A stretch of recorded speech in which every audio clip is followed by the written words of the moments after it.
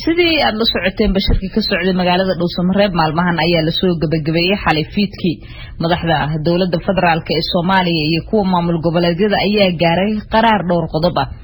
qodobada inkastoo aanan si rasmi ah loo shaacinin haddana waxa ugu muhiimsanaa doorasho wadanka laga qabanayo nooca ay noqonayso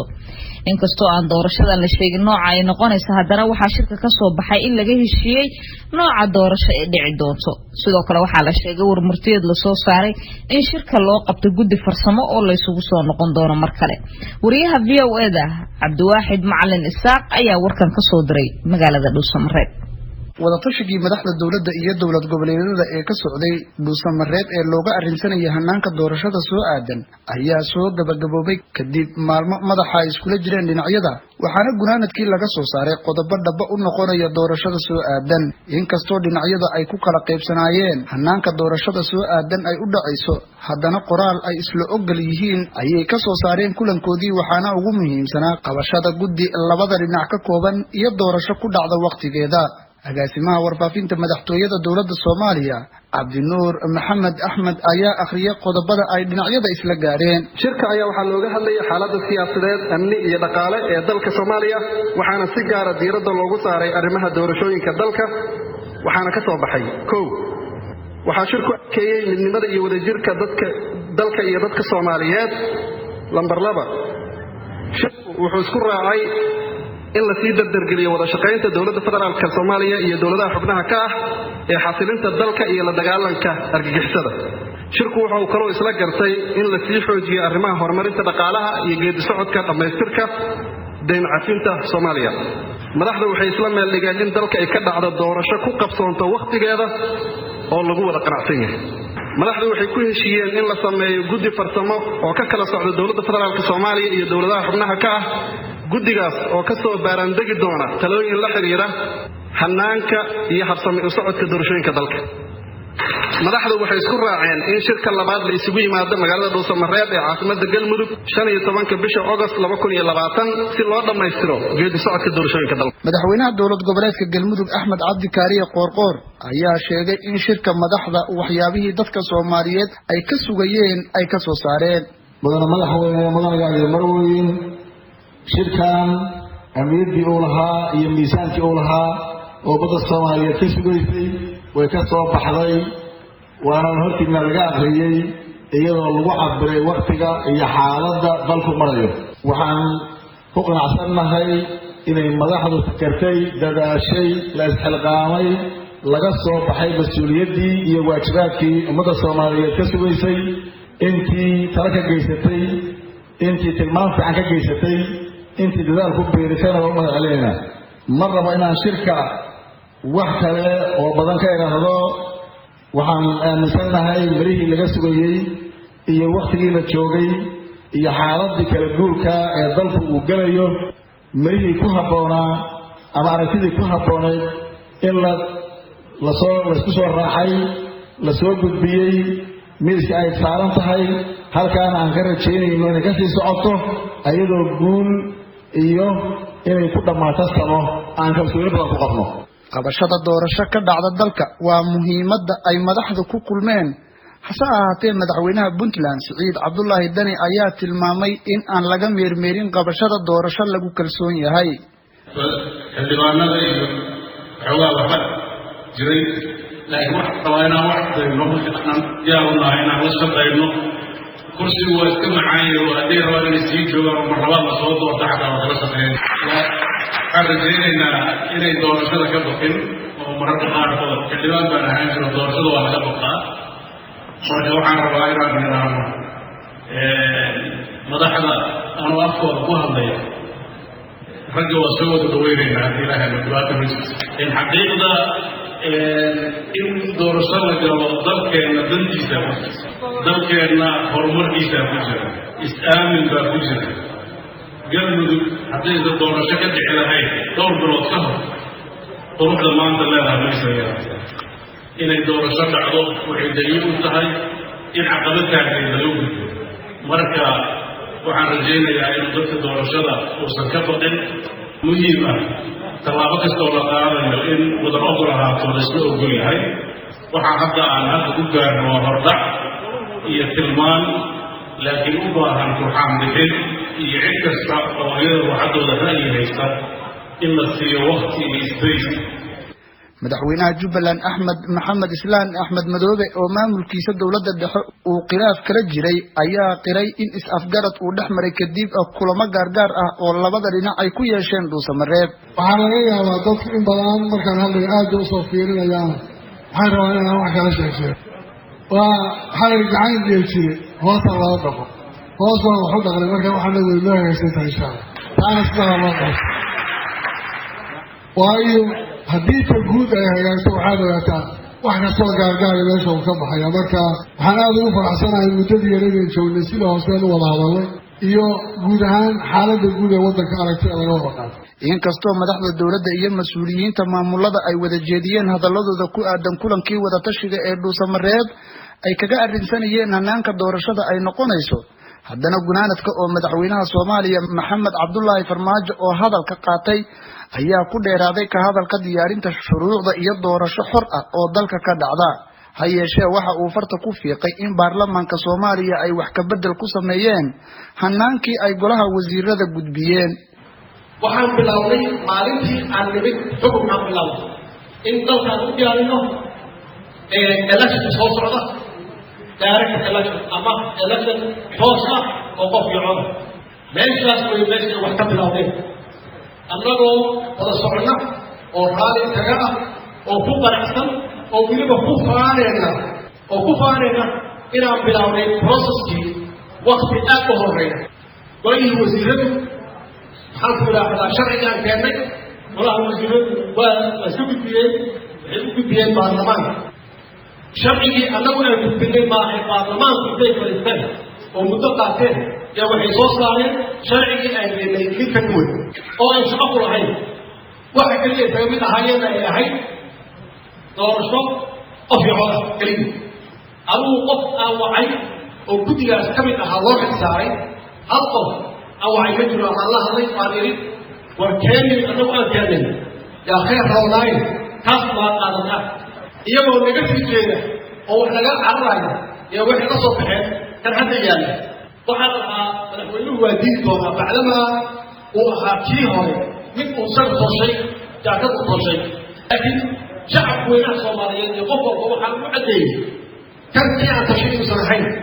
laakiin aan qeexay haddii dalku uu hore u soconayo oo taariikh cusub ay gelayo adigoo aan ku qanacsanayn. Cabdiwaaxid Macalin Isaaq VOA Dhuusamareeb. warbixintaasi waxaa noo soo diray wariyaha iyaga VOA-da ee Cabdiwaaxid Macalin Isaaq aad ayuu u mahadsan yahay. haddaba maxay ka dhigan yihiin qodobada warmurtiyeedka ka soo baxay shirkaasi? Cabdulqaadir Cabdi Xaashi oo soo noqday wasiirkii waxbarashada Soomaaliya ee dawladii hore ayaa iiga waramay. wuxuu ila muuqdaa warmurtiyeedka warmurtiyeed wuxuu ila muuqdaa la ururiyey runtii koobaya maaragtay atraaftii ama qaybihii saamilada siyaasadda isugu tegay shirka magaala madaxda galmudug ay duruuf laga wada arko wixii ka hadaaqoodii laga wada arko wixii ay ku taamayeen laga wada arkayo. Cabdiqaadir marar hore oo badan ayay weysireen mas'uuliyiinta dawladda federaalka Soomaaliya iyo maamul goboleedyadu bal qodob ama laba aad leedahay shirarkii hore kulankan uu kaga duwanaa carabka ku dhufo. tan ugu muhiimsan oo dadka waddanka Soomaaliyeed oo arkayaan mid ugu diirsadayna runtii waxa weeye in markii u horeysay taariikhda dawladda federaalka ay jirtay in maamuladii federaaliga ahaa dhammaantood ay hal mowqif ka wada qaateen geedi socodka siyaasadda Soomaaliya gaar ahaan qaabka looga gudbayo markii la gaaro xilliga kala guurka ah. waa arrin aad bogaadin u leh aan ugana mahadcelinayno dawladda galmudug oo shirka maaragtay martigelisay iyo madaxweynaheeda Axmed Cabdikaari ahaa. yes waa hagaag qodobka ugu muhiimsanaa laga filayay shirkan ka soo baxa waxay in heshiis laga gaaro doorashada qodobkan ah doorashadu xilligeedii ha ku dhacdo qaab lagu wada qanacsan yahayna ha ku dhacdo saad u aragtaa. والله waxaan arkay qodob meeshii loo badnaana ishaaraya furayana albaabna u furaya madaxweynaha oo isagu mar walba ku doodayay waxaan rabnaa inaan dimuqraadiyadii dadka u dhaweyno oo hal cod iyo hal qof samayno taasoo runtii waqtigu uusan u heelanayn oo sidii ay qireen guddiga madaxbannaanida doorashada qaranku ay sheegeen in haddii hal qof iyo hal cod la aadayo waqti loo baahanayo aad uga badan waqtiga dawladda u haray marka waxaad moodaa in halkaas darishad yar oo modality-ga maaragtay farsamada ah dhici karto in loo furay madaxweynaha iyo guddoonka baarlamaanka qaabka dadku meesha u badan yahay oo golihii wasiirada iyo ra-iisul wasaaraha iyo shantii dowlad oo dowladooda ka tirsanaa dowladda federaalka iyo aqalkii sarena lagu accommodate gareeyey oo la raacay baad moodaa oo doorasho la isla ogol yahay mar haddii la yidhi waqtigeeda ku dhacda waa taa ay dadka inta badan ay rabeen iyo madaxda inta badan runtii maamulada cabdiqaadirow ma loo fasiran karaa in tusaale ahaan deegaanada nabadda ah ee ay ka suurtogeli karto in dadku ay codeeyaan ay dadku hal qof iyo hal cod ay u dhiibtaan codkooda meelaha aanay suurtagal ahaynna qaabka dadban loo sameeyo doorashada waa suuragal noqon karaa laakiin waqtiga kuma suura noqon waqtigaa diidaya oo dee guddiga madax banaanaa doorashada qaranka oo mas-uuliyadda loo dhiibay baarlamaanka hortiisa ka qaray inay adag tahay inaysan suuragal ahayn haddii hal qof hal cod la samaynayo inaan lagu samayn karin 7 February 2021 oo ah xilligii doorashada madaxweynaha la gaaray baarlamaanka la rabo inuu xilligaa ka hor la sameeyo ugu yaraan 3 bilood ka hor 2 bilood ka hor la sameeyo marka waxaan la samayn karin ma jiraan laakiin wax walba waqti u baahan yihiin waqtigii baan taa u heelanayn midda labaad yani oo hadda aan loo joogin waxa weeye dalka weli shabaabkii lagama wada xoreyn oo amni xumaa jirta cadaalad ma tahay in degmo Soomaali degan tahay oo ummadda Soomaaliyeed degan yihiin oo xor ah oo raba inay doorasho codkooda dhiibtaan fursadaas la siiyo degmo kalena loo diido fursadii cadaalad ma tahay iyada lafteedu waa su'aal la rabo in laga jawaabo oo dalkii oo dhan waxa la rabaa doorashadu inay ka wada dhacdo haddii la oran leeyahay jamhuuriyadda federaalka Soomaaliya doorasho xor ah ka dhacday oo xalaal ah oo qofkii cod waxa adduunyada jamareerkeeda jixnada sida shariic qayr bale kushulkan ama shabaa oradkee shidiya raaxan midun shuban oo shakiba male shayba waa labade hallo shiro shacabku inuu dago shirmadana qoyaan shirkana guud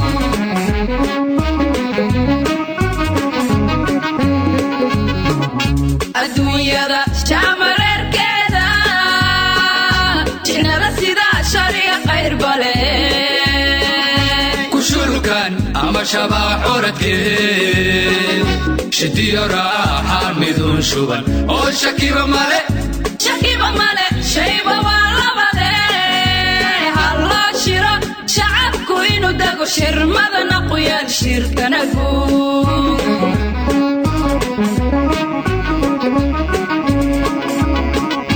shirka la qabtaba adooshina warshuush loo nabadda shaashayniyo shikaakiyo dood shuhuubala iyo shaloombiyo muruwaxsiishida iyo la shahoor hadal shakarsamaho adooshayba sheeka nuxur daran la sharansharo meel shiday noqoto shacbigu mar rabe ha laga shiro danta guud u shuureeyo noo sheega wanaag la shaaci karo bushimihi sharwadow shib naga dhahaa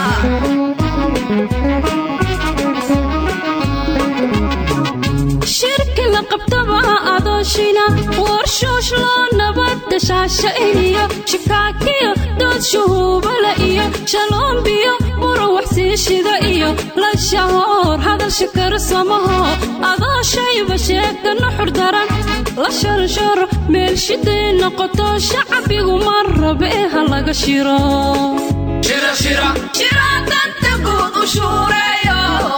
noo sheega wanaag la shaacin karo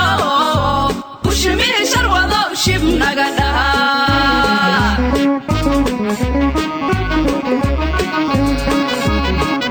shekada socotaanu sheekunahe kaa الشيحة وحين شرفت لي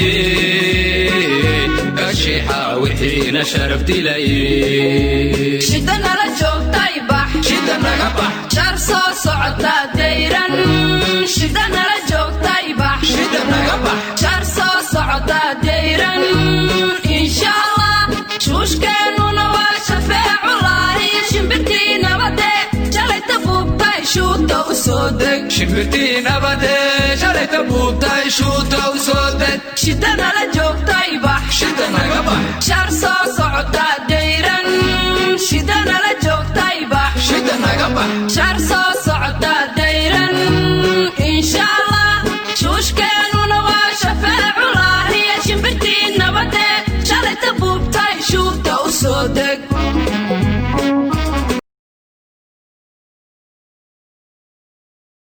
haddii aad ku cusub tahay fadlan channelkan subscribe saar calaamadda gambaleelkana furo si ay ku soo gaaraan fiidiyoyada ama muuqaalada kale ee aanu duubnay ama aan hadda rabno in aan duubno share dhe oo sii faafiyo lana wadaag saaxiibada haddii aad faalo qabtana commentiga hoose noogu soo gudbi